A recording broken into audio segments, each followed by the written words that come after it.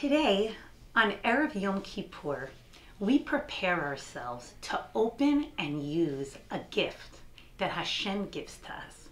Hashem gives this gift to us every single day, but on Yom Kippur, we use this gift in an even more remarkable and special way. And this gift is called the gift of Tshuva, the gift of returning to our best selves and returning to Hashem. Why is it such a gift? Why is Tshuva a gift? What about it makes it a gift? Tshuva is a gift because Hashem recognizes that we are human, that we make mistakes, that we fall, and that we fail. And Tshuva is the opportunity to become unstuck, to become our best selves, to have a clean slate and a second chance. And while every day is a fresh day, and that while every day we can do Tshuva, on Yom Kippur, it's an extra special day of Tshuva. The reason for that is because way, way back in the time of Moshe Rabbeinu, when Moshe came down from Har Sinai with the Luchot, he saw that Bnei Israel, just a few short weeks after leaving Mitzrayim, had lost their focus and made a very grave error by creating an Egel Zahav, a calf that was made out of gold, to be their leader. Moshe Rabbeinu, as you know, smashed the Luchot on the ground, and then he davened to Hashem, and Bnei Israel davened to Hashem. And Bnei Israel had admitted their mistake, committed not to do it again, davened very hard, asking Hashem for forgiveness.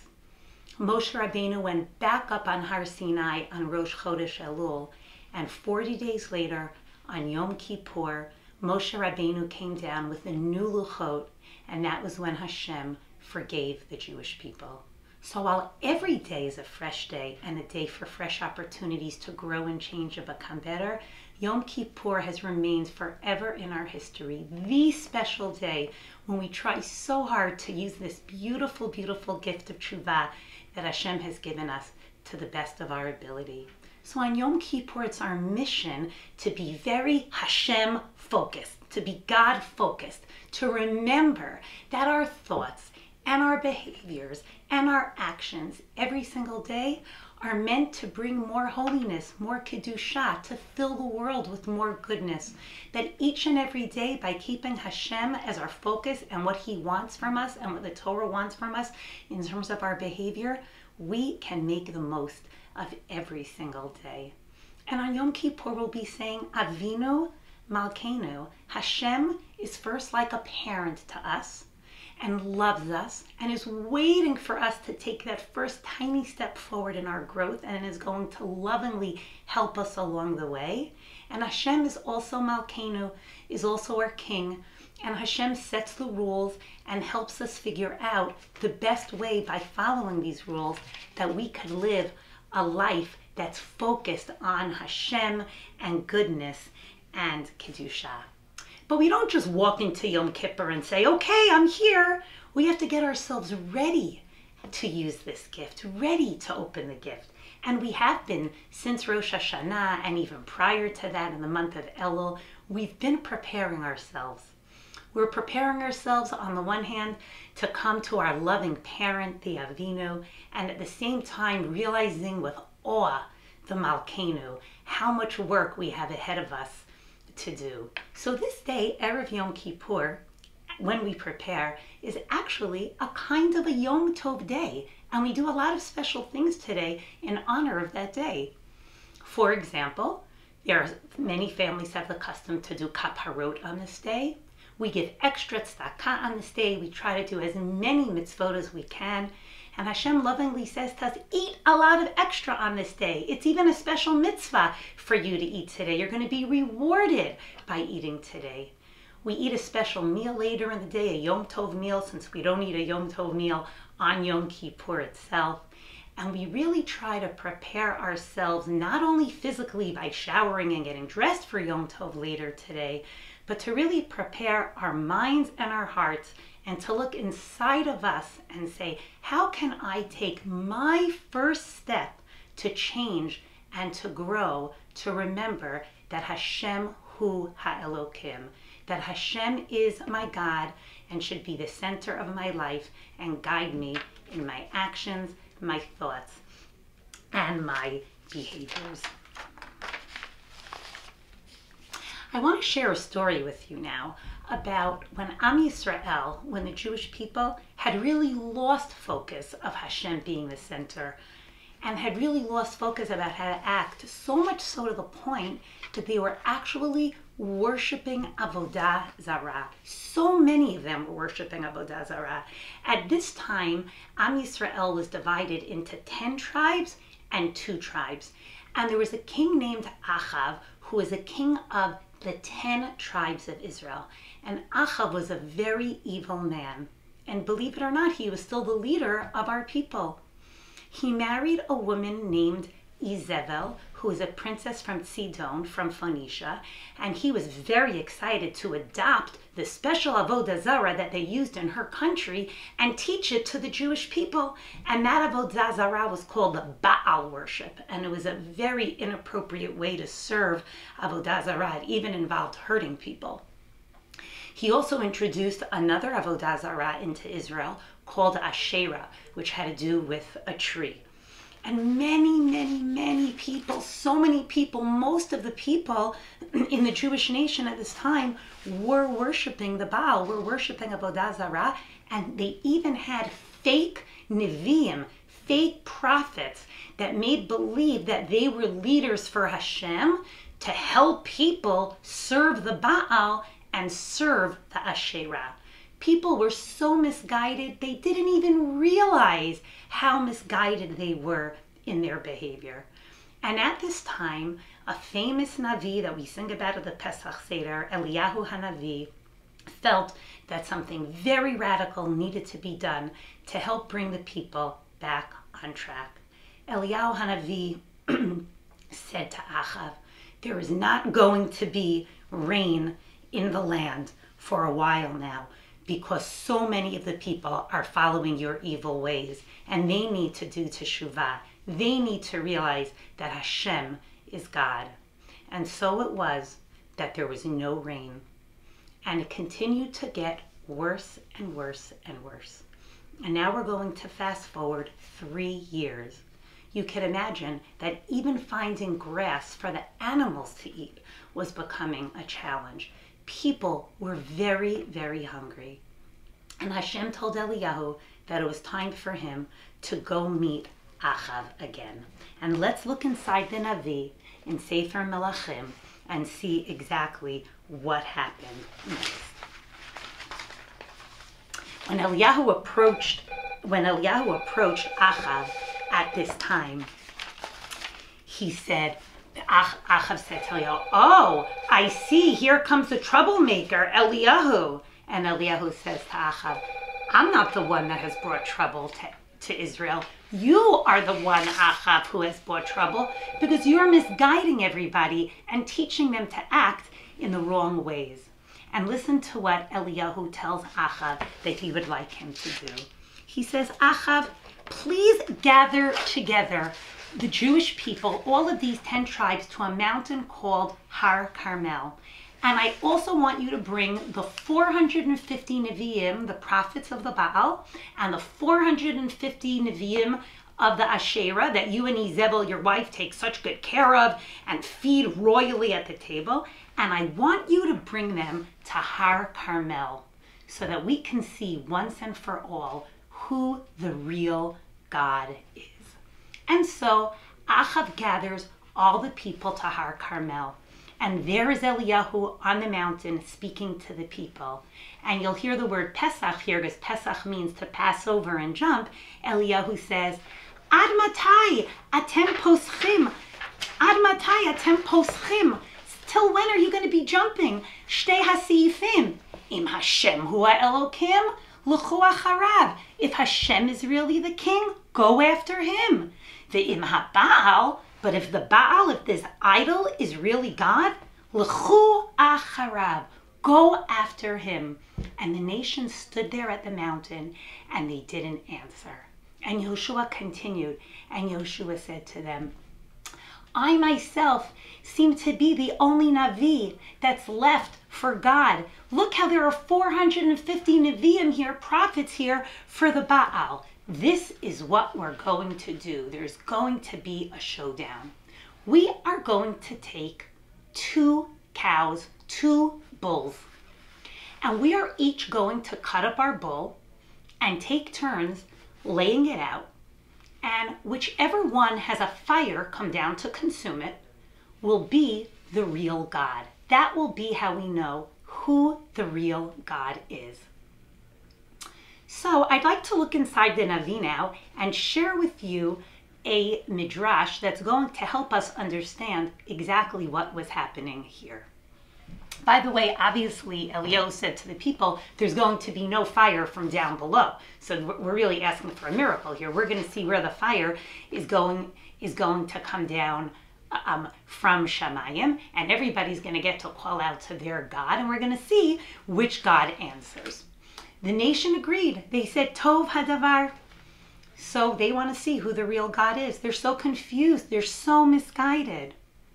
So Eliyahu says, okay, we'll pick a lot. You could pick which cow you're going to take.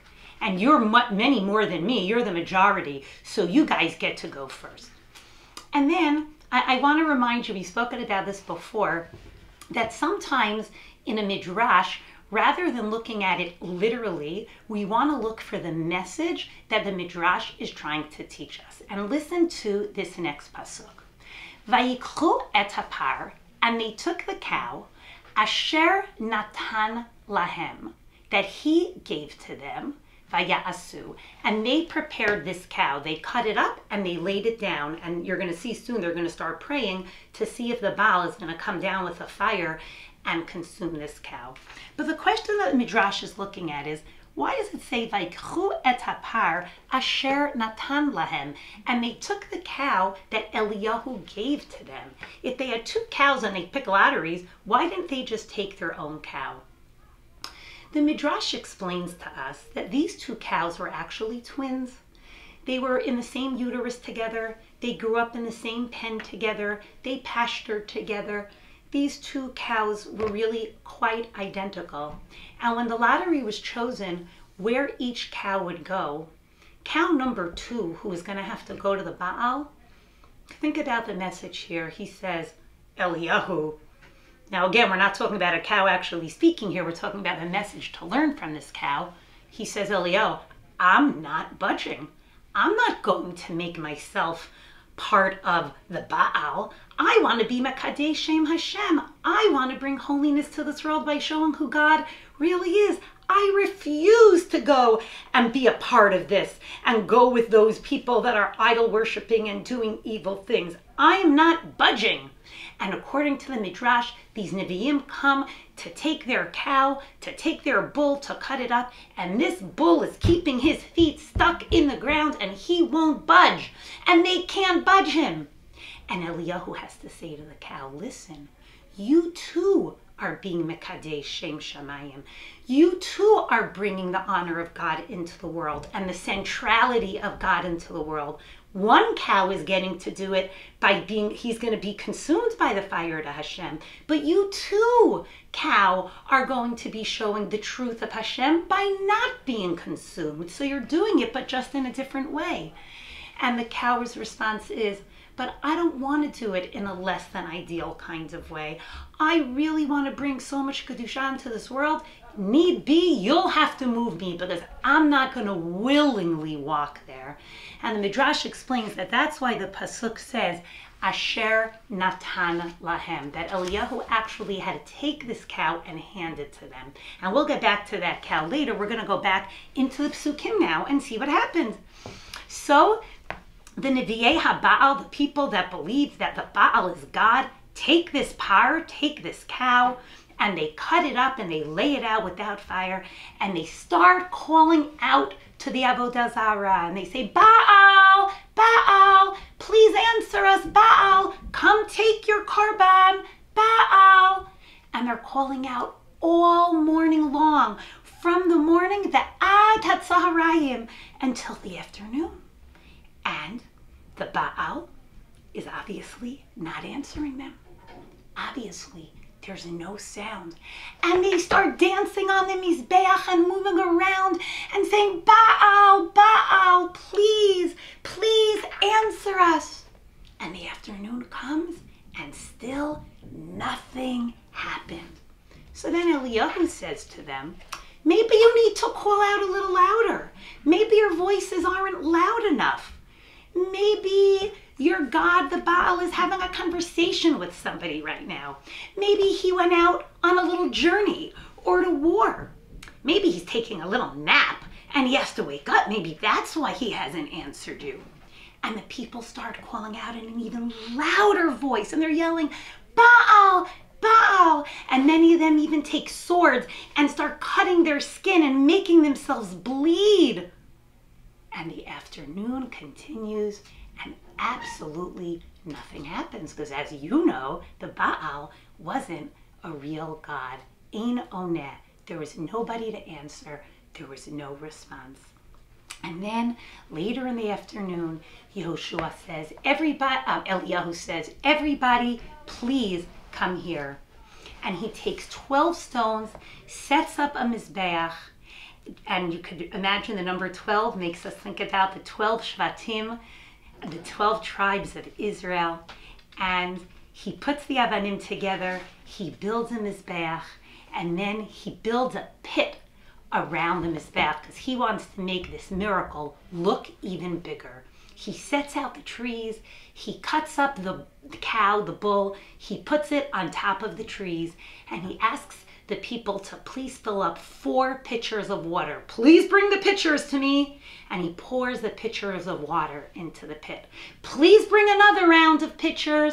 And he pours 4 more pitchers into the pit. Please bring a 3rd round of pitchers. And he pours the water into the pit and makes sure that it is all full with water.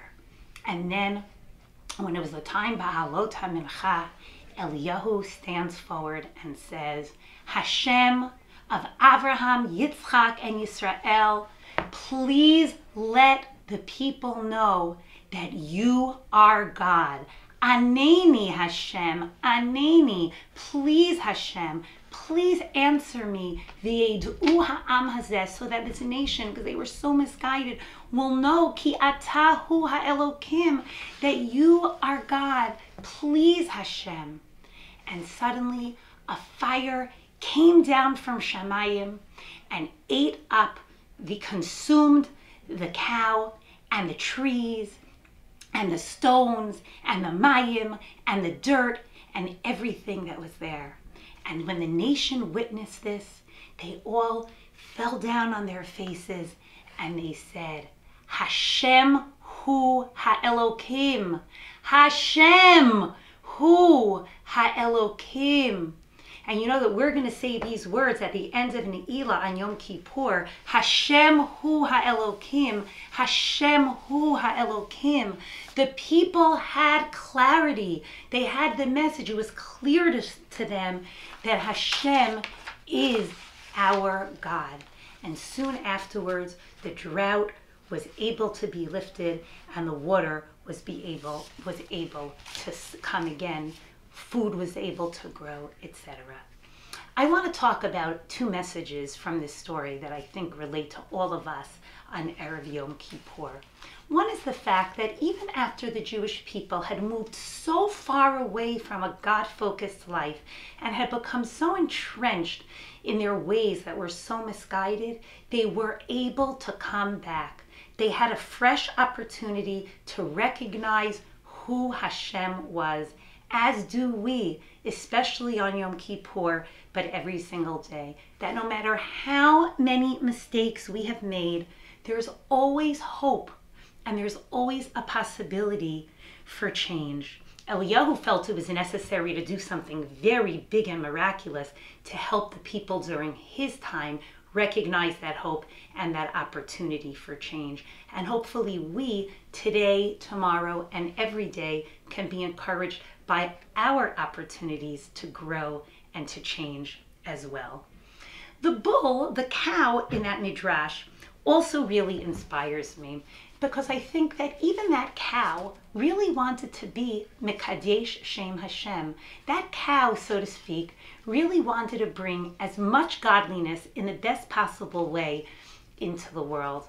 And I think about the opportunities that we have in our lives to try to be Mekadesh Shem Hashem.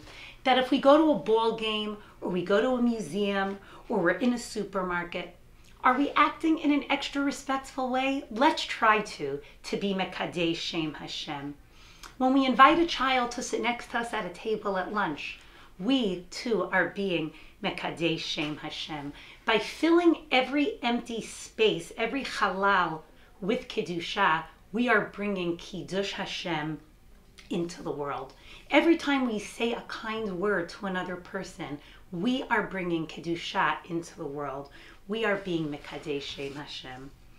And so, as we enter this holiest day of the year, Yom Kippur, let's remember that by making Hashem the main focus of our life, by remembering that our mission in this world is to bring as much Kedusha, as much goodness and holiness and godliness into this world, we can do that in remembering that this gift of Tshuva, which is always in front of us, is especially waiting for us today.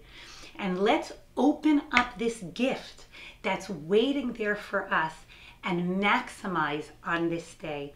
And even though as children you will not be fasting tomorrow and you'll be needing to eat to stay healthy because that's what the Torah wants from you, it could still nonetheless be a day of tremendous growth and Kedusha for each and every one of you. And my bracha to all of us is that we use this gift called Tshuva and this gift of Yom Kippur in the best possible way. And yes, your kids, you need to go out and play and run, but make sure to make time to look inside of yourself and to do some good soul searching and davening to come really close to Hashem.